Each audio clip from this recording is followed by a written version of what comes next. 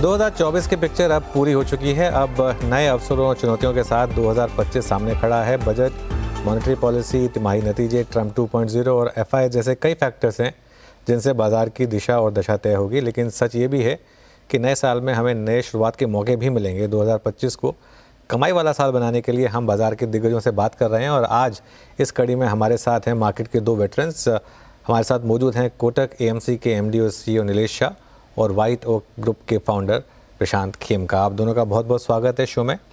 नीलेश भाई, बताइए ज़रा इस समय कंसिडरिंग पिछले 2-3 महीने में जो मार्केट में वॉलेटिलिटी रही उसको देखते हुए और जो थोड़ा सा कॉन्फिडेंस इन्वेस्टर्स का नीचे आया, 2025 के लिए क्या व्यू लिया जाए? एक अनुज भाई, बाकी लोगों के सामने अपनी इकोनॉमी ठीक ठाक कर रही है और कॉर्पोरेट अर्निंग्स भी ठीक ठाक ही रहेगी, लेकिन अब बेस बड़ा बन गया है। 2020 में 4 लाख करोड़ का प्रॉफिट था, 24 में 15 लाख करोड़ हो गया, ऑलमोस्ट 4 गुना बढ़ गया। अब यहाँ से तो उतने नेक्स्ट 5 साल में 4 गुना होने की कोई गुंजाइश नहीं है। तो बड़े बेस होने की वजह से लोगों को रिटर्न की एक्सपेक्टेशन मॉडरेट करनी पड़ेगी, बहुत ज़्यादा कम करनी पड़ेगी। दूसरा, 9 साल से निफ्टी पॉजिटिव रिटर्न दे रहा है, तो कहीं ना कहीं तो लॉ ऑफ एवरेज आएगा। तो प्लीज़ लंबी अवधि रख के निवेश करिए और मॉडरेट रिटर्न एक्सपेक्टेशन रख के निवेश करिए। तो क्या आप ये कह रहे हैं कि अगले साल नेगेटिव रिटर्न का भी रिस्क रहेगा निफ्टी में? इस वक्त तो चांसेस बहुत कम लगते हैं, बट पिछले 5 सालों के मुताबिक बहुत कम रिटर्न आए ऐसा लग रहा है। ओके, प्रशांत जी, आपका क्या व्यू रहेगा as we head into new year? पहले तो नव वर्ष की शुभकामनाएं, अग्रिम शुभकामनाएं। क्या रिटर्न एक्सपेक्टेशन रखें 2025 से? सर्टनली अनुज जी और नीलेश भाई, आपको भी नूतन वर्ष की शुभकामनाएं और आपके सभी दर्शकों को शुभकामनाएं। नए वर्ष या किसी भी वर्ष के शुरुआत में अगर आप मुझे पूछो तो मेरी धारणा यही रहती है कि लो डबल डिजिट यानी 10-11% का return equity markets, Indian equity market से एक्सपेक्ट करना इज अ रीजनेबल एक्सपेक्टेशन। और इस वक्त भी हमारा अनुमान यही है कि लो डबल डिजिट रिटर्न आ जाए तो दैट इज वेरी गुड। और इसमें क्या कुछ ऐसा होगा कि फर्स्ट हाफ खराब रहे, सेकंड हाफ अच्छा होगा? कि बहुत लोग ये मान रहे हैं कि जिस तरीके से लास्ट क्वार्टर था, शायद आगे भी क्वार्टर खराब हो, तो पहला 3 महीने शायद मार्केट के लिए खराब रहे। तो ये पॉसिबल है क्या कि फ्रंट मार्केट में पहले हाफ में अंडर परफॉर्मेंस हो, सेकेंड हाफ में आउट परफॉर्मेंस हो? प्रशांत जी, आपके लिए था। अनुज जी, मेरा तो ये अनुमान है, हाँ, तो अनुज जी मेरा तो ये मानना है कि ये सब चीजें इम्पॉसिबल है कहनी। अंधेरे में तीर छोड़ने से भी ज्यादा डिफिकल्ट है इनमें निशाने पे लगना। तो हम ये सब ऐसे फोरकास्ट ना तो कर पाते हैं और ना ही कोई करता है, तो उस पर कोई ज्यादा ध्यान देते हैं। ओके, नीलेश भाई, आपका अगर यही सवाल आपसे पूछूं, क्योंकि अब हम जनवरी में क्वार्टरली नंबर्स की तरफ बढ़ेंगे और बहुत लोगों का मानना है कि शायद ये क्वार्टर भी कोई बहुत अच्छा ना हो जो पिछला क्वार्टर था उसके मुकाबले। तो क्या पॉसिबिलिटी है कि मार्केट यहाँ से भी आपको और थोड़ा लोअर लेवल्स दिखाए, भले ही उतना वो शॉक और ऑ वाला फैक्टर ना हो जो Q2 के टाइम पे था? अनुज भाई, जो सेकंड क्वार्टर जीडीपी नंबर आया वो अनुमान से बहुत कम आया, लेकिन जो अर्निंग्स ग्रोथ आई वो मोटा मोटा एक्सपेक्टेशन से थोड़ी कम आई। फर्स्ट हाफ ऑफ FY25 में मोटा मोटा निफ्टी की अर्निंग पर शेयर 550 रुपये तो आ गई है। उम्मीद थी कि 1050 की निफ्टी EPS FY25 में बनेगी। तो सेकंड हाफ में शादियों का सीज़न है, फेस्टिवल सीज़न है और सरकार कैपेक्स कर रही है, तो 500 रुपये की निफ्टी की EPS तो आ जाती दिखती है। सवाल यह है कि उसके बाद वाले साल में क्या हम वही 15-20% अर्निंग्स ग्रोथ दिखा पाएंगे? और वहाँ पे जैसे प्रशांत ने बताया कि थोड़ी विजिबिलिटी कम है। तो मुझे लगता है कि इस बार अर्निंग्स ग्रोथ मार्केट की धारणा के अनुसार आ जाएगा, बट अगले साल धारणा से थोड़ा कम आएगा और इसीलिए आपको रिटर्न एक्सपेक्टेशन मॉडरेट करके निवेश करना पड़ेगा। नीलेश भाई, एक कंपनी जिसने पूरा इस पेन को सॉर्ट ऑफ लीड किया वो है एशियन पेंट्स फॉर एग्जांपल। इस साल 33% के नेगेटिव रिटर्न्स, इतिहास में ऐसा कभी नहीं हुआ कि एशियन पेंट्स इतना गिरा होगा। तो टू पार्ट क्वेश्चन, क्या ये नई रियलिटी की तरफ हमको बता रहा है कि आगे जाके वैल्यूएशन भी इनके रीसेट होंगे, और दूसरा ये ऐसे ब्लू चिप्स में जिन्होंने इतना पैसा बना के दिया है इवेंचुअली इन्वेस्टर्स करें क्या? सो अनुज भाई, हमारे में एक कहावत है कि समय समय बलवान है नहीं मनुष्य बलवान, काबे अर्जुन लूटियो वही धनुष वही बाण। सो जब कंपटीशन आई तो ऑब्वियसली पेंट इंडस्ट्री में जो एग्जिस्टिंग प्लेयर थे उन्होंने करेक्टिव एक्शन लेना पड़ा, मार्जिन कम किया, प्रॉफिटेबिलिटी पे इम्पैक्ट हुआ, एंड उम्मीद से कहीं ज़्यादा प्राइसिंग हो चुकी थी। तो ये जो एक करेक्शन हुआ है वो इंक्रीजिंग बिजनेस कंपटीशन की वजह से हुआ है। बट अब अगर आप देखें तो धीरे धीरे things will settle down, there will be space for new entrant, and a blue chip company will always be able to bounce back. उनके जो बिजनेस मॉडल थे, उनकी जो डिस्ट्रीब्यूशन नेटवर्क थी, जो प्रोडक्ट इनोवेशन था, वो सब तो अभी भी बरकरार है। सो मेरे हिसाब से एक कोट अनकोट जो कहे ब्रूइस्ड ब्लू चिप, उसमें रिकवरी आने के अच्छे चांसेस हैं, एंड 2025 में इस प्रकार की कंपनीज में आउट परफॉर्मेंस आने के चांसेस है। बट एक चीज़ रिमेंबर करिए कि जब आप ये ब्रूइस्ड ब्लू चिप में जाने की कोशिश करते तो it is like holding a falling knife. ऐसा नहीं है कि आपने खरीदा तो मार्केट का बॉटम बन गया, हो सकता है आपके लेने के बाद मार्केट थोड़ा और नीचे जाए। तो अवधि देना और सही अवधि के नज़रिए से निवेश करना। प्रशांत जी, आपका क्या व्यू है एफएमसीजी को लेकर? जो पेन हमने देखी पिछले क्वार्टर में, क्या वो अपॉर्चुनिटी है या एक थ्रेट है? क्योंकि अभी भी इन स्टॉक्स की वैल्यूएशंस काफ़ी ज़्यादा डिमांडिंग है। सही कहा आपने अनुज जी, और जैसे नीलेश भाई कह रहे थे, ये ब्रूस्ड ब्लू चिप्स, ये आपने एक क्वार्टर का, अनुज जी मैं कहूँगा 3 साल से करीबन लेट 21 से अगर आप बास्केट ऑफ ब्लू चिप्स देखो तो काफी अंडर परफॉर्मेंस रहा है। इनफैक्ट ये निफ्टी के इंडिसेस भी है, कई क्वालिटी इंडेक्स, वैल्यू इंडेक्स, तो most of the FMCG companies quality index में आएगी। और एफएमसीजी क्यों, अलग अलग सेक्टर्स की, दूसरे सेक्टर्स के भी अगर आप टॉप क्वालिटी कंपनीज देखो तो ये पिछले 3 साल में काफी अंडर परफॉर्मेंस हुआ है। एंड निफ्टी क्वालिटी इंडेक्स अगर आप देखो तो जिसे वैल्यू इंडेक्स कहा जाता है, वैल्यू इंडेक्स में कई तो सही प्रमाण से वैल्यू भी होता है बट काफी कुछ जंक भी होता है या पुअर क्वालिटी भी होता है। तो 2020, 2021, 2021, 22, 23 और 6 महीने 24 के ये 3.5 साल क्वालिटी ने काफी अंडर परफॉर्म किया है। इलेक्शन, जो सेंट्रल इलेक्शन हुआ 6 महीने बाद, उसके बाद से ये क्वालिटी का अंडर परफॉर्मेंस कम हुआ है या रुका है। अब ये देखना है कि ये थोड़ा स्ट्रक्चरल लॉन्गर टर्म रहता है। हमारी भी आशा यही है, जैसे नीलेश भाई ने कहा, कि अब क्वालिटी अंडर परफॉर्मेंस करना एज अ बास्केट, में किसी एक पर्टिकुलर स्टॉक या सेक्टर के बारे में नहीं बात कर रहा हूं, but as a basket quality का अंडर परफॉर्मेंस आगे चलते हुए नहीं होगा, ऐसी हमारी धारणा है। ओके प्रशांत जी, आपकी टॉप थीम्स क्या होंगी फिर 2025 के लिए? कहाँ पर आप इंक्रीमेंटल पैसा लगा रहे हैं इस समय? सर्टनली, ऐसे तो हम लोग टॉप डाउन थीमेटिक इन्वेस्टिंग में नहीं विश्वास रखते, बट हाँ, आज की तारीख में जो पोर्टफोलियो में लार्जर एलोकेशंस है in the portfolio, let's say relative to the benchmark पकड़े, तो एब्सोल्यूट टर्म्स में या रिलेटिव टर्म्स में प्राइवेट सेक्टर फाइनेंशियल्स या फाइनेंशियल्स ओवरऑल काफी एलोकेशन है टीम का।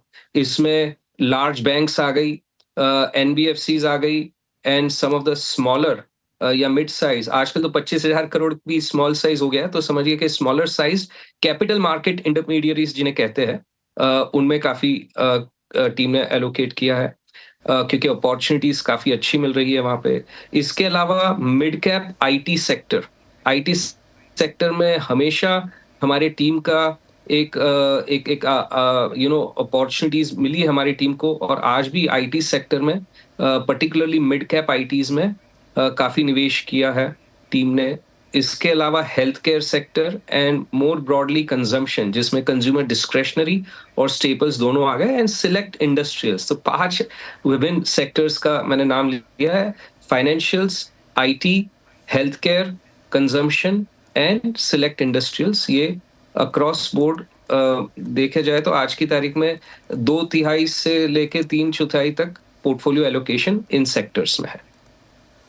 ओके, सो काफ़ी एग्जॉस्टिव लिस्ट आपने ऑलरेडी बता दी। नीलेश भाई, एक 2 सेक्टर्स जिन्होंने इस साल कंसिस्टेंटली परफॉर्म किया वो हैं आईटी और हेल्थ केयर। हेल्थ केयर 34% ऊपर है, आईटी करीब 23% ऊपर है। और ना सिर्फ ऊपर है, इन सेक्टर्स ने जब मार्केट में वॉलेटिलिटी आई तब भी आउट परफॉर्म किया। तो क्या ये अगले साल के लिए एक सॉर्ट ऑफ हिंट दे रहा है कि कहाँ पर आउट परफॉर्मेंस आ सकती है, या ये ज़रूरी नहीं है कि सिर्फ इस साल आउट परफॉर्म किया तो अगले साल भी आउट परफॉर्म करें? सो इस बार स्टार्टिंग पॉइंट आपकी वैल्यूएशन रहेगी। प्राइस इज़ व्हाट यू पे and value is what you get. तो वैल्यूएशन के लिहाज से देखें तो अभी भी आईटी और फार्मा अपनी हिस्टोरिकल एवरेज के आसपास है, नीचे नहीं है बट ऊपर भी नहीं है। जैसे प्रशांत भाई ने कहा, आईटी क्षेत्र में हो सकता है कि अगर ट्रंप साहब अमेरिका में टैक्स की रेट काटे तो अमेरिकन कंपनीज के पास मुनाफा बढ़ेगा, कैश बढ़ेगी और वो निवेश टेक्नोलॉजी के क्षेत्र में ज़्यादा करेंगे। उसमें से कुछ हिस्सा हमारी आईटी कंपनीज पे आएगा। सेकंड, आज बहुत सारी आईटी कंपनी हैं जो एआई और एमएल को लिवरेज कर रही हैं और अपने क्लाइंट के लिए सस्ते फास्ट सॉल्यूशंस प्रदान कर रही हैं। तो हो सकता है कि कुछ और नया बिजनेस उनको मिले। तो आईटी क्षेत्र में अभी भी ग्रोथ की उम्मीद है और इसलिए इस वैल्यूएशन पे शायद निवेश करना उचित होगा। फार्मा में तो हम देश और दुनिया दोनों के लिए सबसे कम कीमत पे अच्छी क्वालिटी की मेडिसिन प्रदान करते हैं। एंड जैसे जैसे हमारी पर कैपिटा इनकम बढ़ रही है वैसे वैसे रोटी कपड़ा मकान से हम health care, travel tourism, entertainment, education इसके ऊपर ज़्यादा खर्चा कर रहे हैं। तो न सिर्फ देश बट ऑल्सो दुनिया के लिए हम अच्छी कीमत पे अच्छी क्वालिटी की मेडिसिन प्रदान करते हैं। तो ये दोनों क्षेत्र इस वक्त वैल्यूएशन पॉइंट ऑफ व्यू से और ग्रोथ पॉइंट ऑफ व्यू से निवेश के लिए उचित लगते हैं। नीलेश भाई, हमारी मार्केट में काफ़ी ऐसे स्टॉक्स रहे हैं जो इस बुल मार्केट के सॉर्ट ऑफ ऑलमोस्ट उनके साथ आप आइडेंटिफाई कर सकते हैं। उनमें से एक नाम है डिक्सन टेक। पीएलआई प्ले जो है, इसमें जिस तरीके की रैली हुई है, जिस तरीके का पैसा बनाया लोगों ने, ऐसा पैसा आगे कहाँ बनेगा अब? सो एक अनुमान लगा सकते हैं, कोई गारंटी नहीं है कि ये सच हो। बट अनुज भाई, अगर हम आने वाला समय देखें 5 साल 10 साल, तो ऐसा लगता है कि रोबोटिक्स में बहुत ज़बरदस्त ग्रोथ होगी। अलग अलग प्रकार के ह्यूमनॉइड्स भी बन रहे हैं, उनकी कैपेबिलिटी भी इंसान से ज़्यादा है। बड़ी बड़ी कंपनी के ट्रांसक्रिप्ट पढ़े तो उन्हें लगता है कि इंक्रीमेंटली उनका फ्यूचर रोबोटिक्स के ऊपर लगा है। अब हमारे यहाँ पे तो ऐसी कोई कंपनी है जो रोबोट्स बना पाएंगे उस क्वालिटी के जो ग्लोबली वैलिड हैं। बट हमारे पास ऐसी कंपनीज है जो इन रोबोटिक्स को कंपोनेंट सप्लाई कर सकती हैं। जैसे ऑटो में एक पार्ट 10 लाख बार 15 लाख बार घूमता है, वैसे ही रोबोट्स में होगा। एंड ऑटो कंपोनेंट में तो हमारी कंपनियां काफ़ी आगे हैं।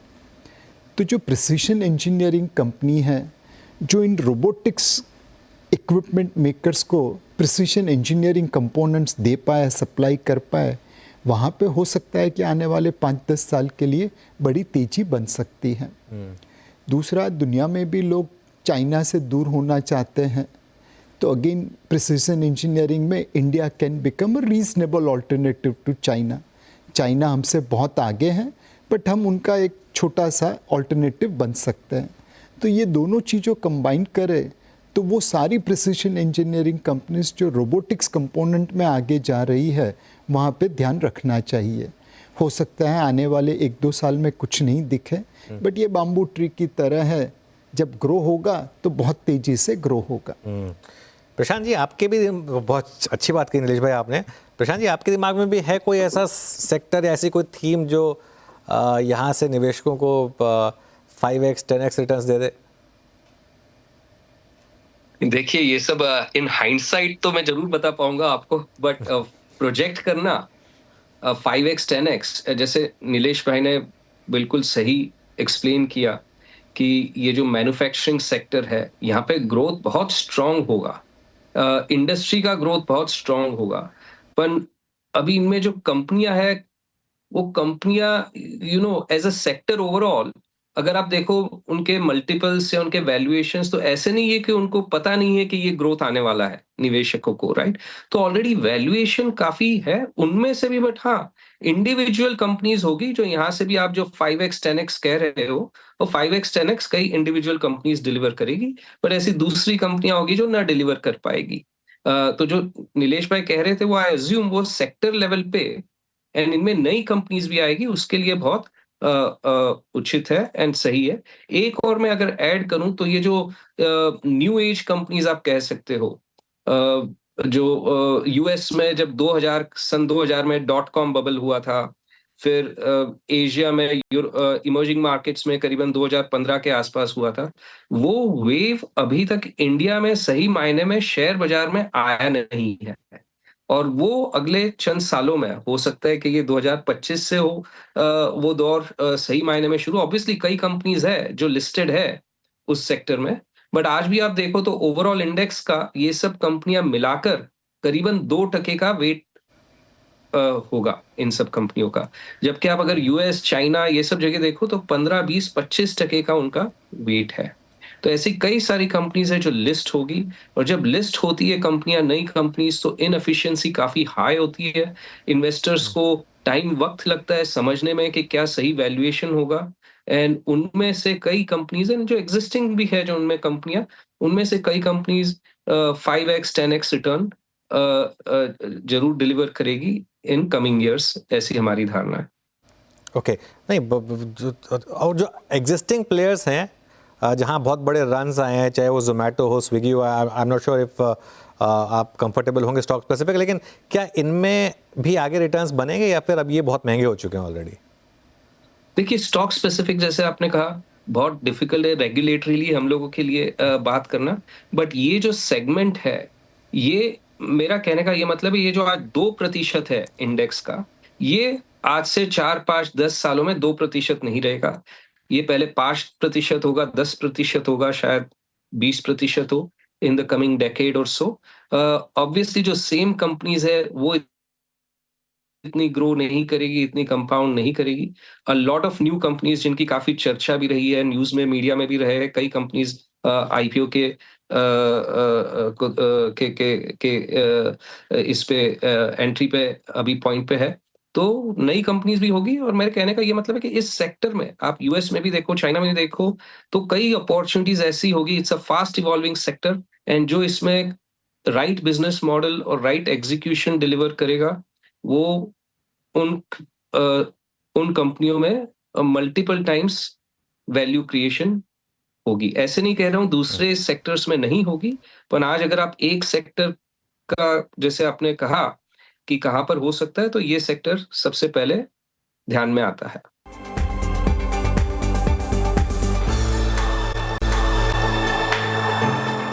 अच्छा नीलेश भाई, एक हमारे यहाँ पर एक कहते हैं ना कि हम कुछ ना कुछ रास्ता ढूंढ लेते हैं। सभी ने कहा कि हर एक्सचेंज की एक ही एक्सपायरी होगी, तो तीसरे एक्सचेंज को रिवाइव करने की कोशिश चल रही है यहाँ पर।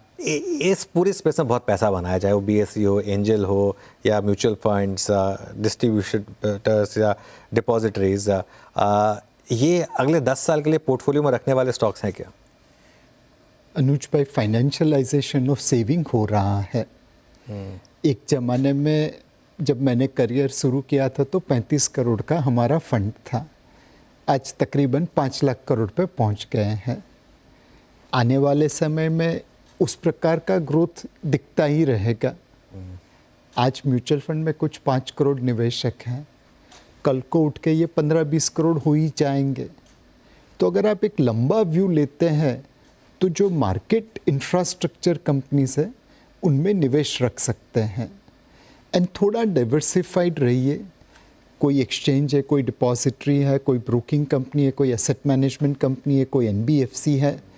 ये एक डाइवर्सिफाइड पोर्टफोलियो बना के रखे तो ग्लोबली भी देखा है और इंडिया में भी देखा है कि फाइनेंशियलाइजेशन ऑफ सेविंग बहुत पावरफुल थीम है। और जैसे जैसे लोग फिजिकल एसेट्स, रियल एस्टेट, सोने से, म्यूचुअल फंड, इंश्योरेंस, बैंक्स यहाँ पे आएंगे तो इन कंपनीज को फ़ायदा होगा। चलिए एक आखिरी सवाल आप दोनों से पूछते हैं। नीलेश भाई आप शुरुआत करिए, एफआईएस कब आएंगे वापस? अगर आप देखें एफपीआई को तो वो आ रहे हैं और जा रहे हैं।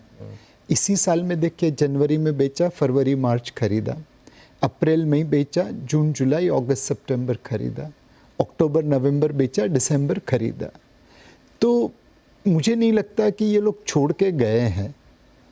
हाँ, उनकी अगर एग्रेसिव सेलिंग होती है तो कोई इजी एग्जिट तो देता नहीं है, लोग भाव कस के लेते हैं। बट एक बात तय है कि अगर वो जब भी आएंगे तब उन्हें अपनी कीमत देनी पड़ेगी। भारत एक ऐसी मार्केट है जहाँ से निकलना बहुत आसान है, बट वापस आने के लिए आपको कीमत चुकानी पड़ेगी। प्रशांत जी आपका क्या व्यू रहेगा इस पर, क्योंकि पूरे साल मार्केट को टेक्निकली डोमेस्टिक फ्लोज ने संभाला।